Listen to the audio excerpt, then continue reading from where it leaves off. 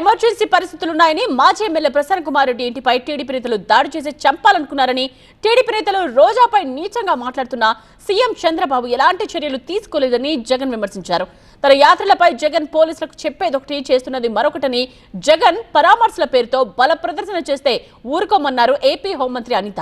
ఇద్దరి మధ్య డైలాగ్ వచ్చుద్దాం. ఇవాళ రాష్ట్రంలో ఉన్న ఎమర్జెన్సీ పరిస్థితులను కంటికి కనపడేట్టుగా చూపిస్తాయి. చంద్రబాబు నాయుడు అడుగుతా ఉన్నాను, ఆయన అడుగులకు మడుగులెత్తే పోలీసు అధికారులను అడుగుతా ఉన్నాను, ఎందుకయ్యా ఈ ఆంక్షలు పెట్టారు అని అడుగుతా ఉన్నాను.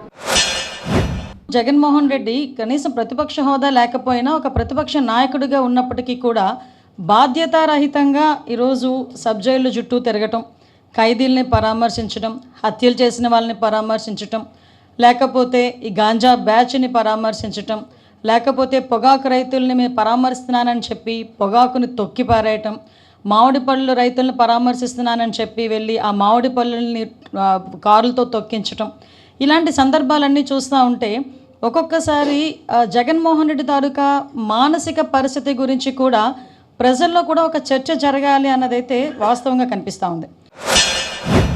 ఒక రాజకీయ నాయకుడు తమ పార్టీకి సంబంధించిన వాళ్ళను కలవడం ఏమైనా నేరమా అని అడుగుతా ఉన్నాను. అలా కలవడానికి వస్తే అదేమైనా తప్ప అని అడుగుతా ఉన్నాను. ఏకంగా రోడ్లన్నీ తవ్వారు. సందులు బొందులు ఎక్కడి నుంచి అయితే బండ్లు వస్తాయని అనుకుంటున్నారో, 2 వీలర్స్ వస్తాయని అనుకుంటున్నారో రాకుండా చేసేందుకు ఏకంగా రోడ్లను తవ్విన అధ్వానమైన పరిస్థితి బహుశా ప్రపంచ చరిత్రలో ఏ రాజకీయ పార్టీకి ఉండదేమో. మీరు ఏదైనా మీటింగ్లు పెట్టుకోవాలనుకున్నా కూడా పర్మిషన్ ఉండడానికి మాకు ఎటువంటి అభ్యంతరం లేదు.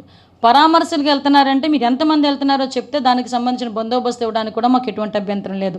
కానీ పరామర్శ అని చెప్పి బలప్రదర్శన చేస్తాము, అదేవిధంగా ఇష్టం వచ్చినట్టు బిహేవ్ చేస్తామంటే కనుక ఊరుకునే పరిస్థితి లేదు.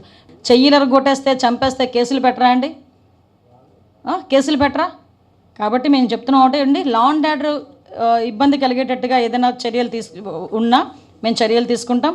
మీరేమో పరామర్శని పేరు పెట్టి బల ప్రదర్శన చేస్తూ ఉంటే ఎలా అవుతుంది? ఒకసారి అతను కూడా ఆలోచన చేసుకోవాలి కదా.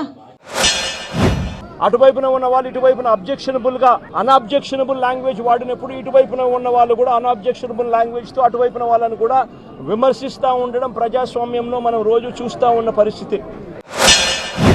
ప్రసన్న కుమార్ రెడ్డి మాట్లాడిన మాటల్ని ఎవరైనా సమర్థిస్తారా?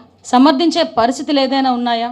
అంటే ఈరోజు ప్రసన్న కుమార్ రెడ్డి ఇంటికి జగన్మోహన్ రెడ్డి వెళ్ళి పరామర్శించాడు అంటే ప్రసన్న కుమార్ రెడ్డి మాటల్ని జగన్మోహన్ రెడ్డి సమర్థిస్తున్నాడా? ఇదేనా మహిళల పట్ల జగన్మోహన్ రెడ్డికి ఉన్న చిత్తశుద్ధి? మహిళల పట్ల ఉన్న గౌరవం ఇదేనా?